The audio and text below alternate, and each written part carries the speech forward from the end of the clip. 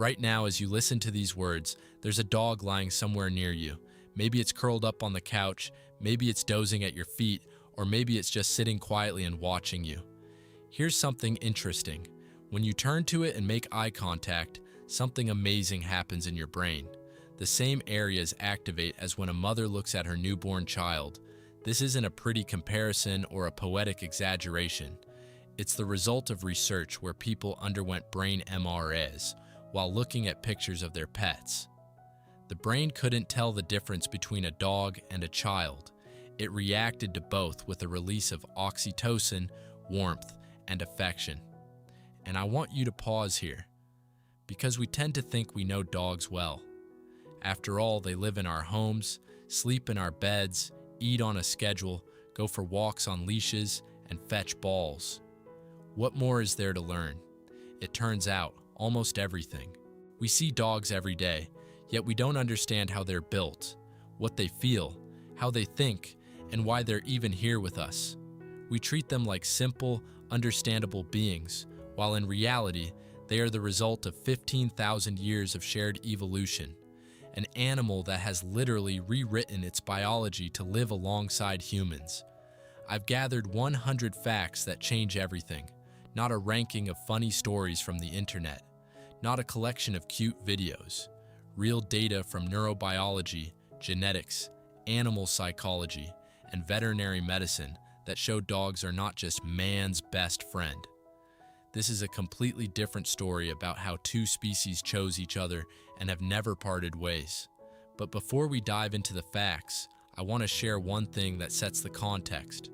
Do you know why dogs wag their tails? Most people would say it's because they're happy. And that's partly true, but only partly. The direction in which a dog wags its tail matters. When the tail moves to the right, it's indeed joy. The dog is relaxed and feels safe. When the tail goes to the left, it's anxiety, alertness, and sometimes even fear. Dogs can tell this themselves. If one dog sees another wagging its tail to the left, it tenses up. If it's to the right, it relaxes. They read each other with a precision we don't even notice. Meanwhile, we humans stand by, thinking any tail wagging is an invitation to pet. This is the gap between what we think we know and what's really happening. And this gap applies to everything. We're sure dogs feel our love. And that's true, they do, but not in the way we think. We're convinced they miss us when we leave. And that's also true, but the scale of that experience would shock us. We believe they understand our words, and that's true again. But the mechanism of that understanding is set up completely differently than we imagine. Let's start from the very beginning, with the body, with how a dog is physically structured and why its body is an engineering marvel that we usually overlook. A dog has about 300 million olfactory receptors in its nose. A human has 6 million. But it's not just about the numbers. A dog has a dedicated area in its brain that processes smells, and this area is 40 times larger than ours. What does this mean in practice?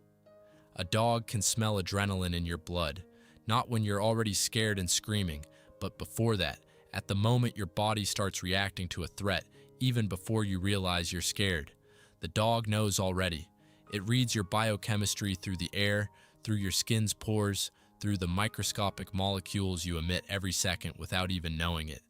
That's why dogs can so accurately sense our moods. It's not mysticism, not a sixth sense, and not some magical connection. It's a level of smell we can hardly imagine. For a dog, every person is a chemical portrait that changes in real time. It literally sniffs your emotions. Now, look at its eyes. A dog has 3 eyelids. 2 are visible, upper and lower, just like ours. The third is hidden in the inner corner of the eye and serves as built-in protection. It's a nictitating membrane that moistens the eye, cleans it from dust and small particles, and acts as an additional barrier. When a dog sleeps, the third eyelid often rises. And if you've ever seen a strange whitish film in the corner of a sleeping dog's eye, that's it.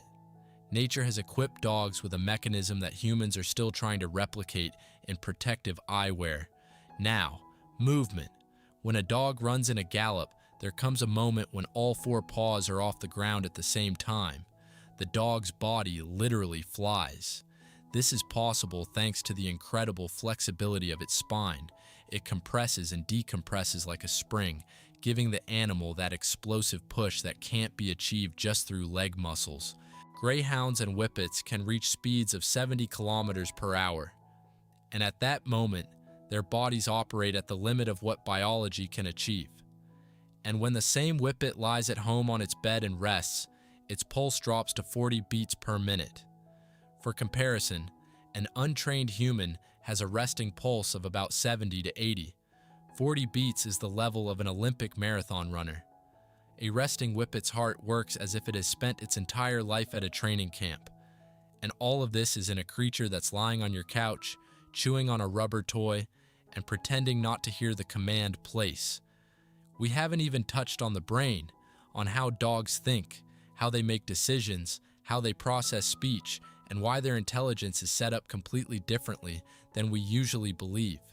We haven't even begun to discuss how dogs have changed medicine, how they've influenced the course of wars, how they've literally built civilization alongside humans.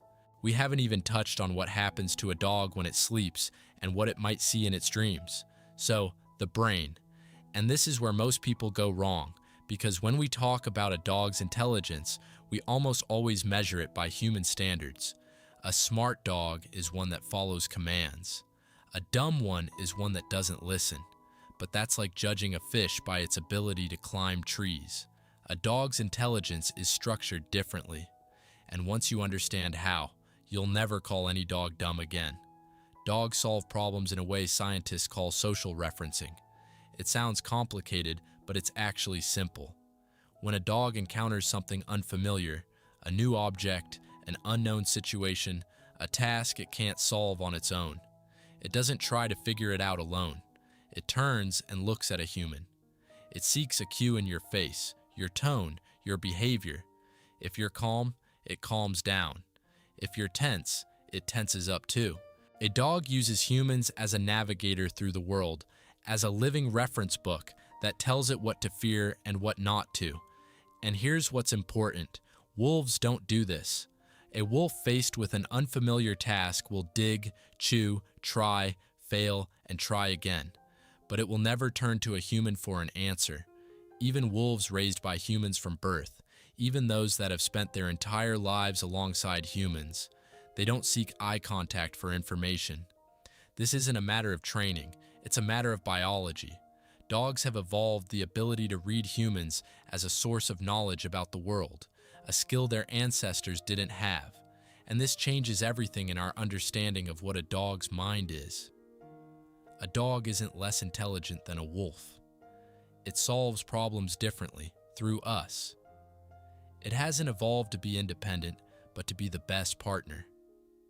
In this sense, its intelligence is one of cooperation, not of solitude. Have you noticed that your dog looks at you precisely when it doesn't know what to do? Not when it's having fun and running with a ball, but when it's confused, when something is off, when there's an unfamiliar sound or person. This isn't a coincidence or a habit. It's an evolutionary strategy honed over millennia. Now, speech. Dogs can distinguish about 250 words. That's the level of a child around 2 to 2.5 years old. But the most interesting part isn't the number of words, but how a dog processes them. Researchers from Budapest University placed dogs in an MRI machine, voluntarily, without anesthesia, and the dogs were specially trained to lie still, and began pronouncing words with different intonations. It turned out that dogs process the meaning of a word and its intonation in different hemispheres of the brain. The left hemisphere is responsible for meaning, while the right is for emotional tone. This is the same pattern that works in humans. When you say "good boy" to a dog in a gentle voice, both hemispheres activate simultaneously, and the reward center in the brain lights up. But if you say "good boy" in a neutral tone, or say a meaningless word sweetly, the effect is weaker. A dog needs both the right word and the right intonation. It doesn't just hear the sound of your voice, it analyzes it. And here's another detail that usually goes unnoticed. Dogs primarily process human speech with their right ear, not because the left one hears worse, but because the right ear is connected to the left hemisphere, the one responsible for the meaning of words. When you call a dog and it turns its head slightly to the right, that's not just a reflex. Its brain is activating the channel that's best suited for deciphering your speech.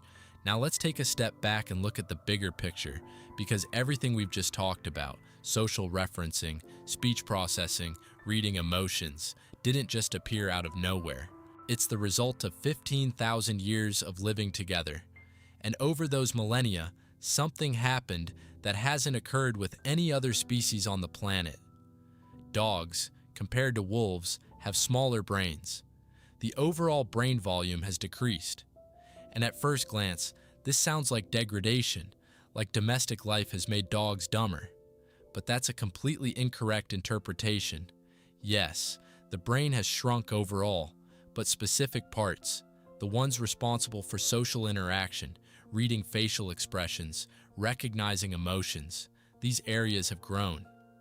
Dogs have lost some of the resources that wolves need to survive alone: the ability to navigate vast territories, the ability to hunt large prey independently, the ability to make all decisions without looking to anyone else. In exchange, they gained something else: an incredible tuning into humans. Scientists call this an evolutionary trade-off. Less independence, more ability to read us. And this trade-off has proven so beneficial that dogs have become the most successful large predators on the planet in terms of numbers. There are about 300,000 wolves in the world. There are over 500 million dogs. The bet on humans has paid off incredibly. And here's what else happened over those 15,000 years. Dogs developed muscles that wolves don't have. Specifically, muscles around the eyes that allow dogs to raise the inner part of their eyebrows. This is the very expression we perceive as puppy eyes, a sad, pleading, impossibly touching gaze. A wolf physically cannot make such a face.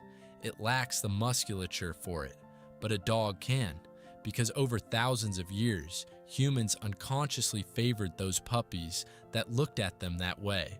We selected dogs based on their facial expressions. And in response, they grew muscles to please us. This isn't training. This isn't education.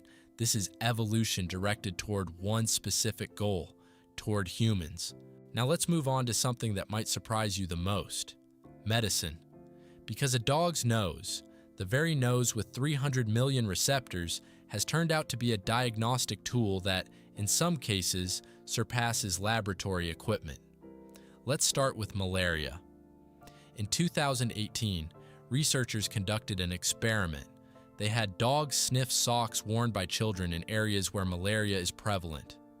Some of the children were infected, some were not. The dogs identified the infected ones with an accuracy of about 70%.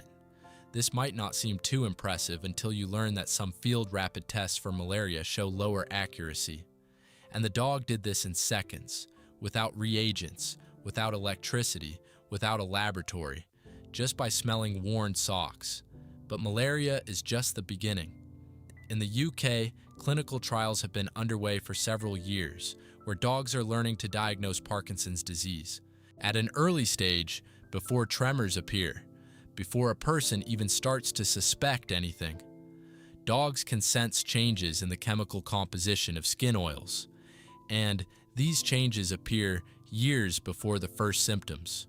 A woman named Joy Milne, who has a rare ability to smell Parkinson's disease, helped scientists understand which molecules change. And dogs confirm this in practice. Now here's a question to ask yourself. If dogs can already detect cancer, COVID, malaria, diabetic crises, and epileptic seizures minutes before they happen, how far can we still go? Would you be willing to go to a clinic where, instead of a blood test, a Labrador sniffs you? It sounds like a joke, but the researchers working on this aren't laughing. They say that in 10 to 15 years, diagnostic dogs could become a standard part of medical examinations in regions where expensive equipment isn't available. 300 million receptors, 15,000 years alongside us. And we're just beginning to understand what they're capable of. We tend to think of dogs as pets, as something cozy, warm, waiting for us at home after work. But if you rewind history, the picture looks completely different. A dog isn't just a companion, it's a creature that helped humans build civilization. And that's not an exaggeration. In ancient Rome, dogs were used in ways we can hardly imagine today. Yes, they were hunters. That's obvious. Yes, they were guards. That's also clear. But the Romans also used dogs as heating pads, literally. If a person had a stomach ache, they would place a small dog on their abdomen, and the warmth of its body would relieve the spasm. This was a medical practice described by Roman physicians, a living heating pad with a heartbeat that also calmed the owner's nervous system just by being there. We've only started exploring the therapeutic effects of animal contact in the 21st century, while the Romans applied this 2,000 years ago without any research, simply because they saw it worked. Alexander the Great, a man who conquered half the known world, founded a city in honor of his dog. Not in honor of a general, not in honor of a battle, not in honor of a god, in honor of a dog named Peritas. The city was called Peritas. According to one version, this dog saved Alexander's life in battle by charging at an elephant. According to another, it was simply by his side for so many years that it became part of his identity. The greatest commander of antiquity erected a monument not to victory, but to loyalty. And that says more about dogs than any scientific fact. But the true scale of what dogs have done for humans became evident in the 20th century. During World War I, dogs served as messengers. They carried spools of wire, navigated through trenches under fire, and delivered messages between units when all other means of communication were destroyed. Pigeons flew over the battlefield and were shot down. Human messengers died before they could reach their destination, but dogs, small, fast, and low to the ground, slipped through where humans couldn't pass. Thousands of lives were saved because a dog ran 200 meters with a note on its collar faster than a bullet could find its target. And there were search and rescue dogs, those sent to the battlefield after a fight to find the wounded. They located people under rubble, in craters, in mud, in places where medics couldn't reach in the dark. A dog would run up to an injured person, and if they were alive, it would return to the medics and lead them back. Some of these dogs carried small first aid kits with bandages and water so the injured could survive until help arrived. This isn't a legend or a myth. It's documented military practice used by armies on both sides of the front. Which of these uses surprised you the most? The heating pads in ancient Rome, the monument from Alexander, the communication under fire, or the search for the wounded on the battlefield? Let me know in the comments. I'm genuinely curious. Now let's talk about breeds, because here lies one of the most uncomfortable truths about our relationship with dogs. Today, there are about 350 officially recognized dog breeds in the world. 350. And here's what's striking. The overwhelming majority of them were created in the last 200 years. Not over thousands, not over centuries, over 200 years, starting around the mid-19th century when dog shows became fashionable in England and the first breed standards emerged. Before that, dogs were bred for working qualities, who herded better, who hunted better, who guarded better. Afterward, they began to be bred for appearance. And that's when problems started. Each breed is the result of artificial selection. Humans decided how a dog should look and bred those animals that best fit that image. Generation after generation, line after line. And at some point, the pursuit of appearance began to outpace common sense. The bulldog we know today can't breathe properly because its muzzle has become so flat that its airways are physically constricted. The German Shepherd that stood straight 100 years ago now has such a sloped back in its show version that it often suffers from hip problems. The Cavalier King Charles Spaniel carries a genetic predisposition to heart disease, which is directly related to how the breed was formed. And this doesn't mean that all purebred dogs are sick. A huge number of breeders around the world work responsibly, check health, test genetics, and strive to fix what has been broken. But the fact remains, some diseases that afflict dogs exist solely because at some point humans thought a flat face was beautiful and a sloped back was elegant. We created an appearance, and that appearance brought pain. It's important to know this, not to blame anyone, but to understand your responsibility. When you choose a breed, you're not just choosing character and size, you're choosing a history of decisions made by people over the past 1.5 centuries. And some of those decisions weren't in the dog's favor. Now, behavior. And here I'll share something that might turn your understanding of how your dog feels about you upside down. Dogs are the only animals that seek eye contact with humans when stressed, rather than avoiding it. Think about that. A cat hides when it's feeling bad. A horse turns away. A parrot screams and flails. But a dog looks you in the eye. It doesn't run away from fear. It runs to you precisely because it's scared. You're not just its owner, not just a source of food and walks. You're its safe place, its anchor when the world around becomes confusing and frightening. And this isn't learned behavior. Puppies do this from a very early age. They seek a human's gaze when they feel anxious. It's built into them as deeply as their sense of smell and hearing. Another astonishing thing, dogs remember faces. They recognize people they haven't seen in years. But, and here's where it gets nuanced, they recognize you by smell faster than by appearance. If you approach a dog that hasn't seen you in 3 years and it sees you, it will take a few seconds to match your image with its memory. But if the wind carries your scent to it, it will recognize you instantly. For a dog, smell is like a high-resolution photograph. Vision is like a blurry snapshot from a cheap camera. It certainly uses both channels, but the nose always wins. And lastly for today, about barking. We're so used to dogs barking that it seems like their primary way of communicating, as if barking for a dog is the same as speech for a human. But that's not the case at all. Barking is communication directed almost exclusively at humans. Dogs hardly bark at each other. When two dogs meet, they communicate through smells, through body postures, through the position of their tails and ears, through looks, and through micro movements that we don't even notice. Barking in this mix is a crude and primitive tool, something like shouting amidst whispers. So where did it come from? Barking evolved precisely because dogs began living alongside humans. Wolves bark very rarely and very quietly. Wild dogs, slightly more often.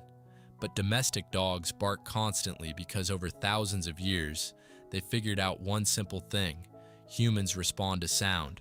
We don't sense smells. We read postures poorly. We don't notice ear movements, but we hear barking perfectly. And the dog has adapted to our main channel of perception. It has learned to speak to us in our language, through sound, not because it's easier for them, but because it's easier for us. Every time your dog barks at you, by the door, by its bowl, on a walk, it's doing what evolution has taught it. It has switched from the subtle language of smells and gestures to a crude, loud, obvious signal because we can't understand anything else. Essentially, it's simplifying its speech for us, like an adult talking to a child in short, loud phrases, because they know the child won't understand long and quiet ones. We think we've taught our dogs commands, but in reality, the dog has learned to speak to us in a way that finally makes us listen. We've reached the final part, and before we wrap up, I want to talk about what your dog does for about a third of its life: sleep. Because what happens to a dog when it closes its eyes is perhaps one of the most underrated topics in our understanding of these animals. Dogs go through the same sleep phases as humans. It's not a simplified sleep, not just a shutdown of consciousness like in reptiles. It's a full cycle that includes a slow wave sleep phase, a deep sleep phase, and a rapid eye movement, REM sleep phase, the one during which we dream. Dogs have this phase too, and it's remarkably similar to ours. Brain activity during REM sleep in dogs approaches waking levels. Their eyes move under closed eyelids, their muscles twitch, and their breathing becomes irregular. If you've ever seen a sleeping dog paddling its legs, whimpering, or twitching its lips, that's not just muscle spasms. That's REM sleep, and there's a very high likelihood the dog is dreaming at that moment.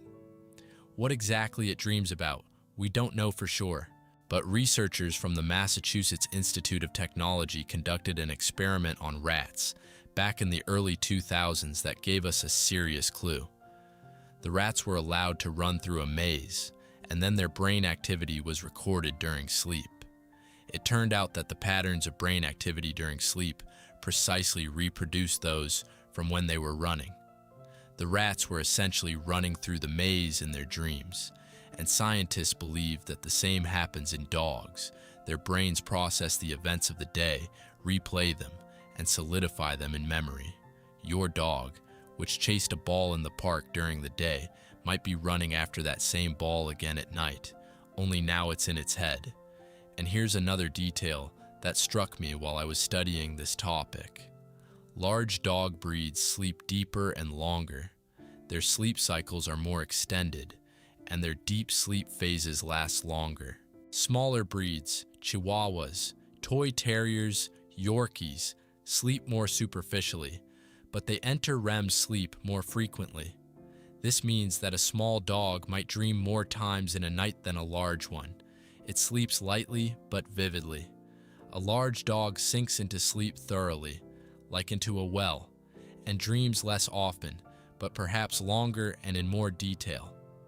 We don't know this for sure, but the very idea that body size influences dreams is astonishing. Now, records. Because among dogs, there are those that break all our notions of what a living being is capable of. The oldest dog on record lived 29 years. 29. That was an Australian cattle dog named Bluey, born in 1910 and died in 1939. It herded sheep and cattle on a farm in Australia for almost 30 years. If you convert that to human years, and the formulas for conversion are, of course, conditional, it's about 150 years, 1.5 centuries. For a dog, the average lifespan is about 10 to 13 years, depending on the breed, while Bluey lived nearly 3 times longer, and in its later years, it continued to work. On the other end of the spectrum, speed. Greyhounds and whippets can accelerate to 70 kilometers per hour. That's the speed of a car on an urban road. They reach this speed in mere seconds, an acceleration comparable to that of a sports motorcycle. And then that same dog comes home, lies down on its bed, and sleeps 18 hours a day. A greyhound is probably the laziest yet the fastest domestic animal on the planet. A sprinter who lives like a retiree between races. And remember I mentioned the heart? A resting whippet has a pulse of about 40 beats per minute. A world-class marathon runner can have a resting pulse that's about the same, but a runner trains every day for several hours over many years to achieve that. A whippet is born with it. Its heart is set from day one to operate in 2 modes, explosive power and absolute rest. No middle ground, full throttle, or complete silence. Among the records, there's another one that's not about physics, but about loyalty. In Japan, an Akita dog named Hachiko came to the Shibuya station every day to meet its owner after work. When the owner died and stopped coming back, Hachiko continued to show up at the station every day at the same time for 9 years. 9 years it waited for a person who would never return, and it never stopped coming. Today, there's a bronze statue of this dog at Shibuya Station, and flowers are still brought to it.